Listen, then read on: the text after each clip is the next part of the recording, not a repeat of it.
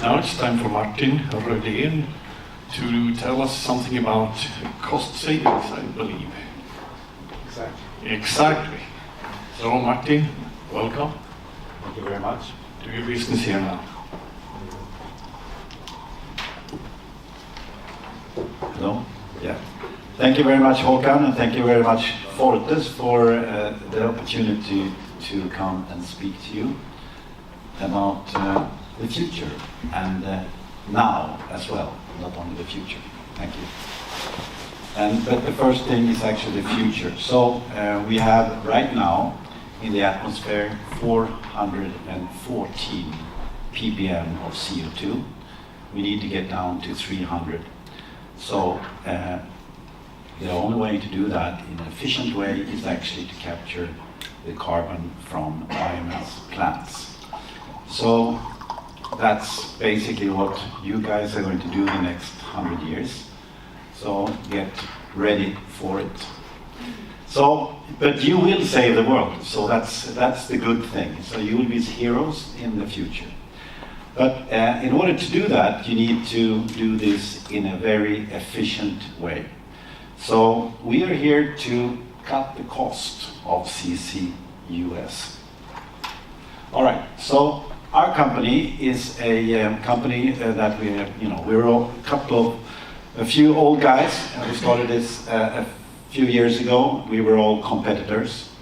We came from Alstom, Siemens, Vattenfall, Sargas, and a few other companies. And we were all competitors. We delivered amine plants, hot potassium plants, chilled ammonia plants, and so on. So we actually were competitors, and we said that, all right, we can be competitors, or we can actually try to help the emitters find the best way. So we started Captimise, which is then a company that is optimizing carbon capture for the emitters. So we work on the emitter plants side and help them to do this the absolutely best way and the best cost-efficient way. So we do pre-feasibility studies, and then we have also developed a demonstration unit that can actually show that this works, because a lot of people have been saying that carbon capture doesn't work, it's a future thing, and you've probably heard it before, and that's actually not true. So we have developed this 1 ton per day demonstration unit, which I'll show you in a minute, but that's actually to show the owners and the stakeholders and everyone else that it actually works, and it works perfectly well. So what are the main points for cutting the cost? So we have just mentioned 5 things here, and they come from this is a long chain, and basically the most important thing is to look at the full chain, because carbon capture is only the starting point, but then you actually have to store the CO2 in the end. And in this chain, there's a lot of things to look at, and cutting the cost is actually mainly to look at the full chain. The other thing is actually to define the key performance indicators that you want to reach. So once you have understood what you're going to do, you have to have to say, all right, I want to do this. My view is that this is important, this is important, this is important. So you actually define the key performance indicators, because that will actually guide you through the whole process. Then you have to look at the capture technologies. There are 38 capture technologies out there. There are approximately 5 which are TRL6 and above. And they were all, so you will choose the technology that fits your plant. It's not that you're going to say, we're going to have that, or we're going to have that. You actually have to look at your plant and see which technology suits my plant. And you have to do heat and mass balances on your plant. If you don't do that, you will not know which technology you will choose. Secondly, their suppliers of CCS are very, very large. They are huge companies, and you don't want to get stuck with them early. So actually don't sign any NDAs with them early on. Wait until you know who you're going to talk to, until you sign an NDA. If you sign an NDA with one of the big suppliers, you will have problems getting out when you do starting your purchasing process, because you may not want to choose them, but you learn too much about them, so you can't choose anyone else. So don't sign NDAs. It's a very important part. So be careful in the beginning. And then the fifth thing is basically to pretty early in your project start looking at the purchasing strategy. Are you going to do EPC or EPCM, or are you going to modularize your purchase and so on? So those are the 5 main points of cutting the cost. So I will lead you into a little bit more details here. The first thing is actually that I'm just fast moving. Yeah, there we go. So basically, the CCS chain is a long chain of events. You have the capture, there's technologies there is liquefaction, you have to liquefy the thing or compress the plant, the CO2 if you want to do it by pipeline. You have some buffer storage, and you have to transit the CO2 to the nearest port, or where you're going to ship it away from, and that can be by pipeline or train or truck or something. Then you have to have some kind of buffer in the harbor, and then you have to look at the sea transport or a pipeline transport, and then finally you have to store it somewhere. The whole chain is a long chain, and every part of the chain is actually quite simple or but it is the complexity is actually the chain itself.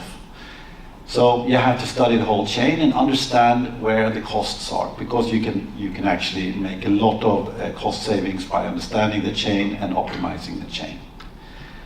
So the other alternative you have is what Rumble just talked about a lot, which is actually making some kind of fuel or power to X with your CO2. So this is really a very important alternative. But that will not lead to negative emissions. That will only lead to an alternative fuel for the market. So this will not lead to removal of CO2 from the atmosphere, just so you understand that. And in the end here, I'm going to tell you a little bit, how you're going to look at choosing between these. But basically, when you do this is the most simple way. It's actually exactly what Rumble said, but in a very simplified way. You have the carbon capture. In the carbon capture, you get the C. In the H2 plant, you get the hydrogen, and then you make the ethanol, e-methanol plant for e-ships, or all the other fuels that you were talking about in the last slide. But basically, that's what you have to do. And in order to do that, you have to sign up. You have to sign up a huge amount of electricity here to actually do that. So it's an even more complex chain, and you have to actually transport the fuel as well. If you're sitting in your whatever you are, they are not going to pick up the fuel in your site. It has to be transported somewhere. So it's a logistical part there as well. So, but it is actually an alternative you have once you have captured the CO2. So who are we and what have we done? Well, sorry, we have done more than 30 full-scale pre-feasibility studies for carbon capture and storage in Germany, UK, the Nordics, and the USA. And the last 2 years we've done over 20 pre-feasibility studies for biomass and waste energy plants in Sweden. Basically, every Swedish city is going to be more or less carbon neutral by 2030. So there are 2026 or 2025, Stockholm is going to be carbon neutral. And then you have BECCS in southern Sweden, and you have Öresund in also southern Sweden, and Skellefteå 2027, and then the rest will come before 2030. So it's a huge undertaking that's done. In Sweden, they will actually capture. The plan is to capture 30 million tons per year of CO2 from biomass. 30 million tons. And then they say where it's going to come from. But Sweden is a forest, it's just a big forest, the whole country. So, but anyway, we've done these studies, and from bioenergy plants, energy from waste plants, CHP plants, we have a lot of the district heating in Scandinavia, and district heating is very favorable for carbon capture. So if you're sitting on a because the cooling is actually, carbon capture plant is a heat generating plant. So if you have district heating, it's good. But we looked at cement plant, gas-fired power plants, and coal-fired power plants. So we've done that a lot. So why do you want to do this study? Well, basically, it's to reduce the cost. You have to understand the options you have for the feasibility. It's both the technology and the process of both the technology itself and the process of first in your plant and taking the CO2 away. So you have to understand each option. You have to look at the options and then understand each option and the drivers for the cost. And don't want to avoid contractual issues with the suppliers, and you want to prepare for a smooth purchase process. So the more you know before you start understanding and start contacting the suppliers themselves, the more you know, the better prepared you are to discuss with the suppliers. We are right now doing, I think, 5 RFIs to suppliers. So we talk with all the suppliers, but on an early stage. So basically, you start with a technology screening study for the capture part. You have to know which technology fits your plant. Then you do the utilization or the transport and storage of CO2. Once you've done those 2 studies, you actually can start do the pre-feasibility study for your plant. Because both of these will have an impact of how your plant is going to look like. So you start with, like conceptual or class 5 or 3, depending on, how much in detail you want to go. So basically we do the screening studies, 3 to 5 technologies, heat and mass balance, cost analysis, integration options in your plant and the footprint. Then we look at the storage and transport, geography, where are your plant located? How far it is to harbor, how far it is to pipeline, how far it is to a cluster. The loading site, where you're going to load, how are you going to get the CO2 out from your plant. And the first mile, we call it the first mile, the way to transport the CO2 from your plant to somewhere else. Then you do the concept study on the site, footprint, integration, CapEx and OpEx, and then you start looking at the income, because you're going to make money on your CO2. So that's the upside. Right now you're putting the CO2 up into your chimney, but you can actually make money on that. So you look at the full chain cost, the integration, and then you can look at grants and CRCs. What is this, CRCs? Carbon removal credits. That's what you're going to make money on. So carbon removal credits is not that we are not reducing the emissions, we are removing CO2 from the atmosphere. So that's called carbon removal credits, and you can sell them. Microsoft is the biggest buyer as we speak. They will actually buy the CO2, all the CO2 they have emitted since 1970, they will buy back. So they are buying CO2 credits right now. A lot of companies are doing similar things and starting, so there is a trading of negative emissions being starting. And then you need to do the planning, of course. So basically, we've been working with Stockholm Exergy since 2018. It's one of these 7 European Innovation Funds projects that got money, 180 million euros they got in April. Ursula von der Leyen was there, and also Mr. Timmermans. So we did the technology screening study, pre-feasibility study, 18 feasibility, and we supported their application, and we put up the demonstration unit as you see down there. This is a demonstration unit, 1 ton per day. We designed it and we commissioned it and we operate it right now. And Stockholm actually says it's the most visited container in the world. So, and we've done the pre-feed, and we are actually owner's engineer of the feed, and we just became the buyer of the EPC as well. So we are sitting on the owner side. This plant is one of the bigger biomass plants, I think. I don't know if it's the biggest in the world, but it's very big. it consumes 4,500 tons of biomass per day. So it's a lot. Big plant. It provides Stockholm with the district heating. And and here you can see that it will be then wood, and you'll put it in the carbon capture and store it. So the CO2 comes from the atmosphere and will be stored. So this is a carbon negative plant, and it will remove 800,000 tons per year. So what we do is we look at the different technologies. So here you can see typically 7 different technologies, and then we look at the OPEX for capture, liquefaction, buffer storage, transport, and then the capture for all of that stuff. And then we can see based on the plant and on the technology what it will cost. So we look at the flue gas volume, the properties, the CO2 percentage, the O2 and the NOx percentage. What is the cost of power? What's the cost of steam? What's the footprint? Distance to harbor, distance to rail or storage? What weighted average cost of capital you will have, and the lifetime in order to make the capex considerations.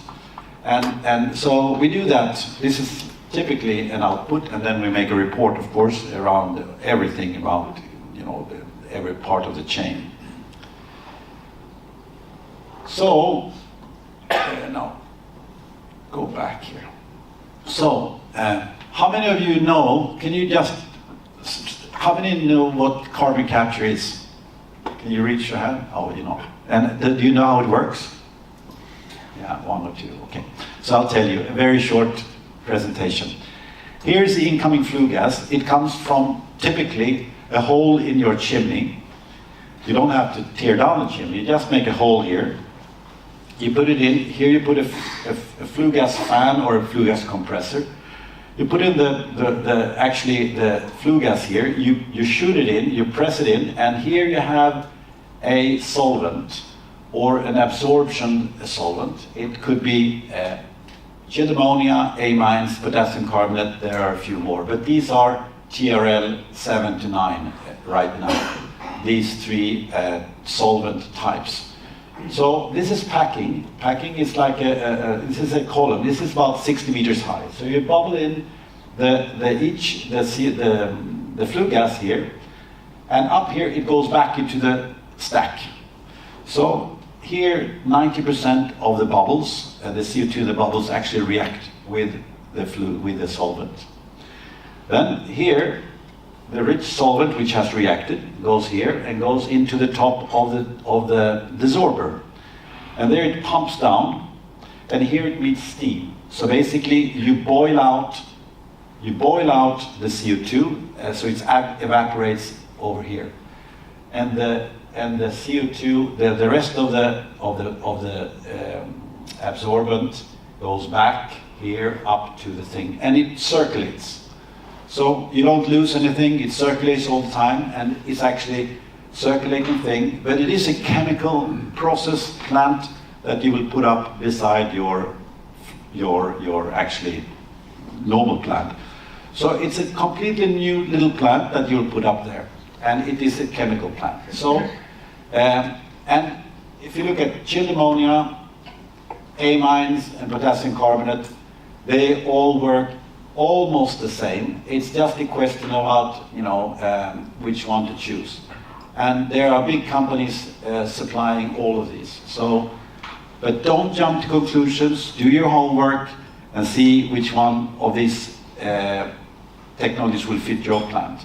Because you have to integrate it. You have a lot of heat here, and you have to integrate that with your plant in order to optimize the technology. So what are you going to do with the CO2? Well, you have to store it. If you want to have negative emissions, you want to be sure that it's actually stored. So right now, there are 10 projects being commissioned or being projected. They are all on FID. So basically, you have here in Ireland, in Hynet in UK. The first project is actually the Portals project that will start 2024 in the Netherlands. It's already signed up by 4 companies, and it's going to be full pipeline project from the beginning to the end. And then you have another one, Aramis and Atos also outside the Netherlands, which is also early. The other one is Northern Light. You may have heard of it. It's the Norwegian state that is together with Shell, Total, and Equinor are doing this. This is actually the main project that actually reached up their hand and said that we're going to do this. And the Norwegian state was behind it, which has actually accelerated the whole CCS idea. So I put my hat off for them. And but now there are approximately 10 projects. I would say they're all either depleted gas fields, depleted oil fields, or so-called saline aquifers. The saline aquifer is actually sandstone, porous sandstone, which is filled with seawater. It's an old beach where you have this other tectonic plate that was put on top of it.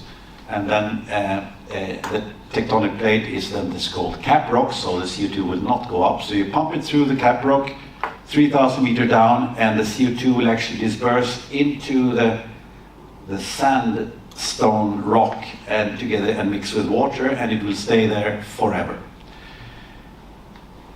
Up here you see Iceland and Carbfix, and you can Google that. It's very exciting. It's something completely different. It's not storing, it's actually mineralization. You know, it's full of volcanoes up there, right? And and up from the volcanoes, you get basalt. Basalt, you know, when you're in some remote beach, you see this black rock, you see that, you know, that's basalt. And Iceland is full of it. And basalt is 3 things. It's iron oxide, calcium oxide, and magnesium oxide. All these 3 oxides react with CO2 naturally and creates carbonates. So what they do is they pump down CO2 together with water 200 meters down into the basalt. It shoots into the basalt rock, and it reacts within 2 years. 95% of the CO2 has mineralized inside this basalt rock. And it's absolutely fantastic. The cost is going to be around 15 euros per ton just for the mineralization. Then you have to ship it over there as well. But what's interesting, that basalt can be found all over the world. I mean, all over where you have volcano rocks, you can find basalt. So it's a lot of places where they can do this. So it's a project which is very interesting to read more about.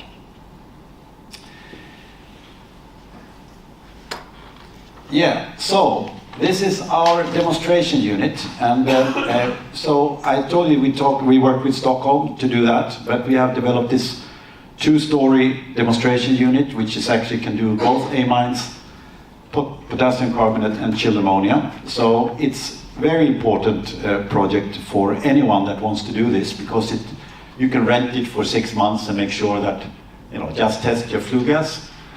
See that it works, there is no degradation and so on. So basically, it gives you proof of concept before the prior investment, because maybe the investment is very big, and this is the way to just show that it works. Proof of technology operation, you can analyze the degradation of the solvent with your flue gas, your flue gas. You can also check what the purity of the CO2 is if you're going to use it for CCUS. With, you know, you need to be sure that the purity is correct. You can look at the capture range analysis. You can actually optimize the solvent versus your KPI. So this is very important as well, because you can actually create your own solvent. Training of staff, education of the stakeholders, like the city around your plant, to show them that what you're doing is actually also very good for PR. So it's a great plant. This is how it looks like. in reality, and we have it's 2 containers. It doesn't take much space. It's 8.5 times 5 times 5.5 meters. The frame down there, and it's a mobile unit. 2 times 20-foot containers, 30-meter columns. It's actually the 25-meter column which is divided in 2. So when you want to take a sample, you don't have to climb up 25 meters because it may be not so nice. Your capture rate is between 0.5 and 2 tons per day, depending on the CO2 and the flue gas.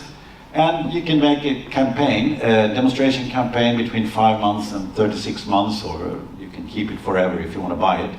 But I think it's a very, very important thing, and it's for the cost of doing this is not very high, and it will actually serve very much to your favor.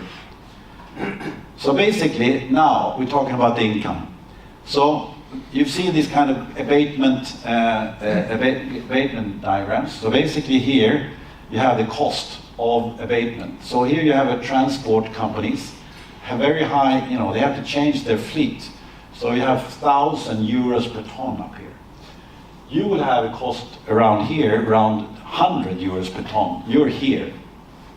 So all the rest will have higher cost of abatement when you're going to do that. So these guys, all the rest on the right of you, will actually be interested in buying your carbon negative emissions because they have problems. So maybe a fleet, they say that, all right, I can't change my fleet immediately of my trucks or my ships, so I buy negative emissions for a number of years. And then industry, so basically industry and transport, you see, they are the ones that will have the toughest time doing that. So all these are potential buyers, but then you have this is just reasonable that they want to do it, but then you have the voluntary market like Microsoft, who actually they want to pay back to the people whatever they did over the last 40 years.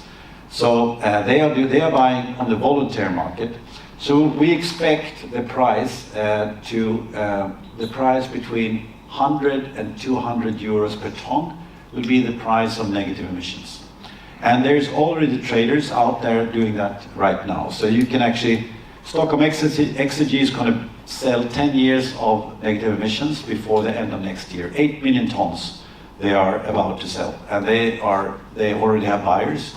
So they expect that within 10 years their plant will be sustainable in terms of cost-wise from capture and income. Okay, basically building these kind of demonstration plants, we've done that since 2007. I will not go through the whole list, but our team has been building, no one has built as many plants as our team in the world. So we have built a hell of a lot of plants in the US, in France, in Sweden, in Norway, and so on. So we know everything about building carbon capture plants. So what do you have to do? Well, you have to do why are you going to do CCUS? The options, carbon capture, storage, or transport, or if you want to do utilization. You want to see if the clusters, because you will see immediately that the transport is a big part, 50%. So if your plant is not so big, you may want to find a neighbor that is also helping you with the transport. So you actually do the shipping together with other ones. So you start a cluster. So cluster is very important, and surrounding emitting partners, so that after the initial study you will start looking at your neighbors, I can tell you that. Timing of their neighbors' efforts, so you kind of do it together. You don't want to buy a ship for 2 years and the guy starts 2 years later, because it's good to time the efforts. And then there is funding of grants, and then you actually can start selling. And it's good to start selling your negative emissions even before you actually have them. And there are new developments, and there's the ETS development that we were talking about before. How is biomass going to be treated? So that was my presentation, and I'm here. So just take me in my shoulder, and I will help you capture your CO2. Thank you. Thank you, Martin. For me, it was like looking into a scientific, what do you call it? Scientific. No. Science fiction. Science fiction. Thank you for the word. It was like a science fiction for me. All right. Yeah, indeed. Questions to Martin, please. Yes. Here we have one that knows a little bit more about carbon capture. Well, only about the capture. Thank you, Martin, for a very interesting presentation. You talked a little bit about the storage, but you didn't really touch on the utilization part of the equation. Can you say a little bit more about that? What are the options? How developed is that route?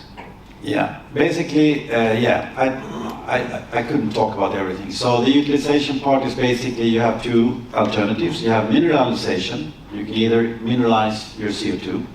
You can put it into concrete or put it into kind of all kinds of rock stuff where you will just dump it because you want to get rid of it.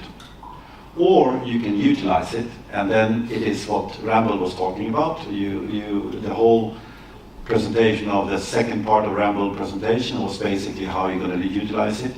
You take the CO2, you mix it with hydrogen, and you basically produce fuel. The simplest fuel is like basically e-methanol. It's probably the cheapest one to produce. I think so, right? So if you're sitting close to a harbor and you can sign up, but you need to sign up the electricity because you have to be able to control the hydrogen plant as well. But I would say that e-methanol will be the biggest. E-methanol is basically a very good ship's fuel. Ammonia is pretty dangerous to have as a ship fuel, but it will also be ammonia in the ship fuel. But e-methanol will probably be the most used ship fuel in the future, I would say.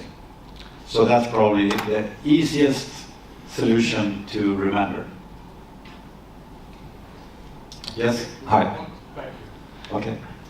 I think it's going more about digital utilization because I've attended several seminars and, well, technology-wise, this is proven, it's visible. Sustainability-wise, there's no doubt about that. But when it comes to economics, then if an investor says that it's just pure capex and there's no revenue out of it, then it's where the things gets complicated. So if there's no, my question is, what about the subsidies? Because then, the private market, like the CRCs. carbon removal credits or this ethanol, well, how's that? How much is that along with the subsidies? Well, I think that the subsidies, the EU has subsidies, there this EU Innovation Fund. It is innovation that you have to do something else than someone else didn't do before, so it's not that easy to get the grants. Then the grants, I don't know how it is in Germany or in the Netherlands regarding grants, but in Sweden we have a grant system for 10 years, and after 10 years there is no more grant system. So your plant will live longer than that. So you have to, grants is kind of a starting. The grants are there to start up the whole process, to understand more, to learn and to get maturity. But after 10, 50 years, there will be no grants. I don't think so. It's the future. I can't say yes or no, but I think there are grants now, but you have to search for them. Yep. Maybe a simple question, Martin. You were talking about the carbfix in Iceland. But I was wondering, that volcanic stone is very impermeable. How do you get in all the CO2 in? Well, it's full of holes. Because, when that lava comes out, it's like very hot, so it's bubbling and so on, and then it becomes like, so it's full of holes everywhere. So it's in the holes, it becomes small white black and small white carbonates in the middle of the holes in the rocks. You can see it on the internet, you can see Carbfix, they have pictures of that. Science fiction, as I say. Thank you very much, Michael. Thank you. Give him a hand.